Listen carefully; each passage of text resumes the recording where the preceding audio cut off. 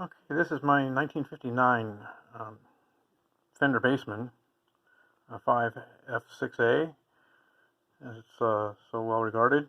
And you gotta excuse me, I'm crappy at making videos and even worse at narrating, so please bear with me. At any rate, this amp is all 100% original with all the original components, but it does need a cap job. I had tried reforming the caps, and it seemed like the amp worked really well, but I was playing Russian roulette with it, and now I really realize how much Russian roulette I really was playing with it by restuffing the caps. This is a cap that I just restuffed, a filter cap. I just basically drilled a hole through into the rivet there on this side, and basically placed one of these inside the metal can and then put the cardboard back on it. But look at this, and actually these things are really quite moist for as old. These are the original caps, and actually they are very moist. You hear about caps drying out, and that wasn't so much the problem. The problem is, look at all these little bubbles.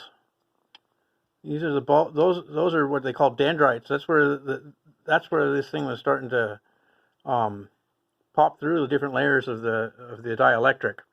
And the same thing here. This one here is even more dangerous, because this one was a bias cap. And look at that. Not good. I was playing Russian roulette for sure with this amp. But it's going to be all restuffed. There's the bias caps that I did. Restuffed and resoldered. Soldering looks new. I'll have to clean that up and make it look older. And the biggest giveaway really though is the way my wires come right out of the very tip of the rivet instead of out the side of it, like these other ones. Here, these ones haven't been restuffed.